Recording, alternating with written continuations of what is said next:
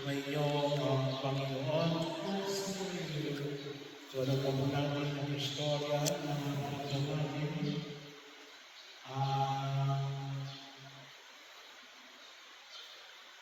Parabula ng maaway Ama. Pagkamat mas kilala natin siya sa tawag na kalinhaga na alimulang anak.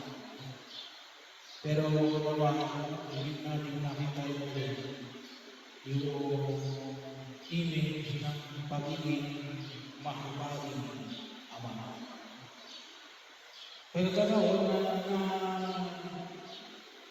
ipinamanik sa atin na itong anak, ano ba yung kasalanan na hindi lang po yung pagmulustay ng kanyang kilala sa diwas ng pamumuhay o bahagi rin ito ay sa masasamang mga babae. Pero yung una niya pagkakasalanan, yung kinuha yung kanyang mana, yung mana niya sa kanyang ama. Yan ang kapag sinabi natin na mana, yan ay kapag namatay na. Yun ay may pagkasutin yung punsong anak. Kasi buhay pa ay kinuha na yung mana. So bahagi yung gawang natin kalimutan na lahat ng yan pagkakaling pa ng magulang. Yan ay dapat ay doon higit na makita. Kaya kung sa inyo mong ginawa bunsong anak ay hindi ka nais-nais. Yun ay disrespectful. Hindi isang pagkalan sa isang ama. Kaya kasi yun ang kanyang kagustuhan, pinagbigyan ng ama. Pagkakalawa na kung saan ay makita po natin. Pero yun, doon pa lamang, maliwanag natin na sutin itong anak na ito. Kinukuha na natin ng mana, buhay pa ng mga magulang. Bahagi mo na kung saan ay nakita ko natin na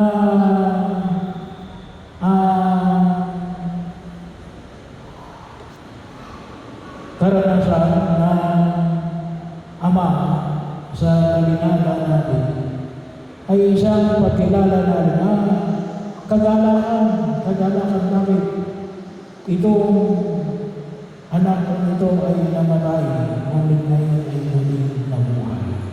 Kasi nagbago, bumalik sa ama. Bahagi yung kagandahan ng pinamanik ito na maawaing ama. Kaya ibigay niya ulit, pinasuutan ng singsing, pinasuutan ng sandalya sa ating matarang damit, at nagpaparo pa. Pero hindi mo naungulugan na itong anak na ito magmamana pa ulit. Kasi yung bawat ng kasalanan ay mayroong consequence. May nakaharap na parusa sa lahat ng aming mga pagkakasala. Pero yung awa ng Diyos ay palagi nandyan, pero hindi na ulugan, hindi na natin ibibigay yung hinihingi ng katarungan. Kaya nga sana napapahalagaan natin yung biyaya ng pagkapatawad ng mga kasalanan, ng sakramento ng pagkisal ay na daos ng kumpisalang bayan. Kaya lang itong taon na ito ay parang kakaunti ang dumalo. Bahagi yun, sinayang natin yung pagkakataon na makita natin yung kagandahan loob ng Diyos, lalo-lalo na ngayong panahon ng Kwaresma. Sabi nga natin kahit na wala tayong kasalanan, ay kahit na maliliit lang, hindi na ulugan ng malalaki. Kasi yung pagpunta natin yearly na pag-hingi ng kapatawaran sa harapan ng Diyos, ano yun? Assurance yun eh. Naalin. Hindi na ako pumunta sa impyerno. Bahagi yun kasi bakit ano yung pagkapatawad ng Diyos. Hindi ka na iba. Pero hindi naman ang ulugan natin na hindi ka na magbibigay ng hinihingi ng katarungan. Andun pa rin ang pagbibigay ng hinihingi ng katarungan. Kasi baka abusuhin yung kumpisal, baka sa pinamang-kumpisal ako, pinatawad na ako sa aking kasalanan. Kaya po napakahalaga sa ating yung elemento ng portfolio. Yun ay pagbibigay ng hinihingi ng katarungan. Kaya ngayon, yung bunsong anak, hindi na ulugan na dahil siya tinanggap na ng ama, ay may mamanahin pa siya ulit. Yung mga, hindi ko nasabihin, magiging kabilang ka muli sa aking sambayanan. Anak pa rin kita. Kaya lang, wala ka nang mamanahin. Kinuha mo na eh. Baka kasi akala ng iba, ay magmamana pa ito. Hindi ko. Kaya nga, yung paalala palagi natin, yung pagbibigay ng hinihingi ng katarungan, ibalik ang uli natin na kapag kayo ay nasira na gamit ng iba, ay babayaran mo yan. May nakuha kang 1 milyon, ibabalik mo yan ng 4 na milyon. Ay yung 4 na milyon, yun po yung sa paanyaya ni Sakeo. Anong sabi niya? Kung ako'y pinadaya, sino man, ibabalik ko ng 4 na bahagi. Higit sa pamantayan ng lumang iba. Kaya, gawin na natin dito sa lupa. Kung mayroon tayong mga pagkukulang, ay maging conscious tayo na halimbawa ko, may nakuha kayong 100, hindi, 400 yan. Kung itong 100 na ito, ibabalik mo itong 400, ibabalik mo dun sa may taong pinagkakasalanan mo, ay hindi mo naman pwede sabihin na ibalik mo yan ng alam niya. Kasi ibabalik mo rin na hindi niya nalalaman. O pwede ibigay nyo sa mga taong humihingi ng tulong. Hindi kaya sa simbahan. Bahagi yun. Pero dapat maging maliwanag sa inyo na itong ibinibigay ko ito ay para doon sa taong nakunan ko o nasiraan ko. Ito ay para ibigay hinihingi ng katarungan. So bahagi yun. Kasi bakit ito mahalaga ito? Kasi ito rin yung hanggang-agang nung panganay na anak. Anong sabi niya dito?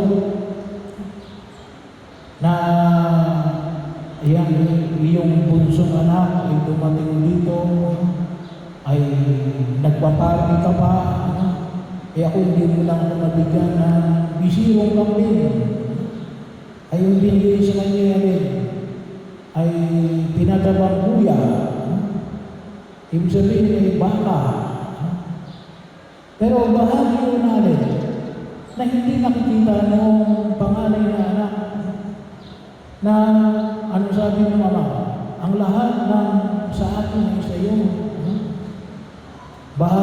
Huwag namin kalimutan. Kaya nga sabi niya, kahit na isang beses ay hindi ako sumuway sa iyong kagustuhan. So para sa mga tumutulong sa panawagan ng Diyos, nagsusumikap na huwag magkasala, ay baka hindi natin nakikita yung karamanan na ibinibigay sa atin bilang kabahagi ng pagiging anak ng Diyos. Kaya nga po, ating nire-reinforce yan yung aking pamaraan sa banal na pagdiriwang ng misa sa pasimula ay pinapaalala sa atin natin, anak ka ng Diyos. Yung kapag tayo ay nilubusan ng tubig, anak ka ng Diyos. Ikaw ay pinagpala ng Diyos. Ikaw ay bayang pinili ng Diyos. Kaya huwag natin kalimutan na kuminsan hindi natin nagagamit yung karangyaan at karangalan.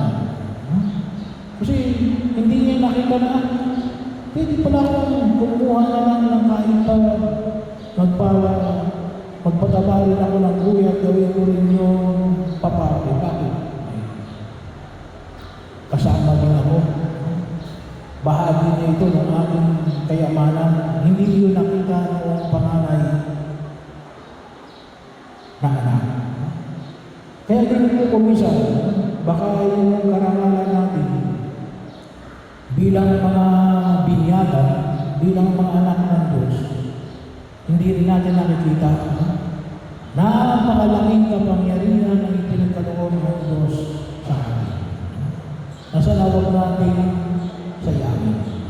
At isang kapangyarihan na hindi alin, yung kagalakan na ang isang taong ito na nagkasala ay nagbalik loob sa Diyos. Yung kagalakan na ang taong ito, kapatid mo man o hindi, ay nagbalik loob sa Diyos, ay pakikiisa sa kadakilaan ng pagiging maawain ng ating Diyos. Kaya yun yung tinatawag natin ngayong Gaudete Sunday, Linggo ng Kagalakan, sapagkat lalong-lalo na yung mga taong nagbabalik loob sa Diyos. Kung minsan na nasa isip natin ay makasalanan ito, ay sana yan ay maghirap, yan ay gumapang na parang ahas. Hindi mo mga Kristiyano, hindi natin napapakinabangan ng biyaya ng pagiging bahagi, ng pagiging mahabagi ng ating Amang nasa atin. Yun po ang itulog natin sa harapan ng Diyos. At yun yung isang biyaya na pinagkakalood sa atin. Maging maunawaan natin ang imahe ni Jesus, ang Kristo na nakapako sa krus, bilang imahe ng awa ng Diyos. At tayo tinatawagan ng buong ikapal. Nanawa ay magalap tayo sa mga taong nagsisisi at bumabalik sa piling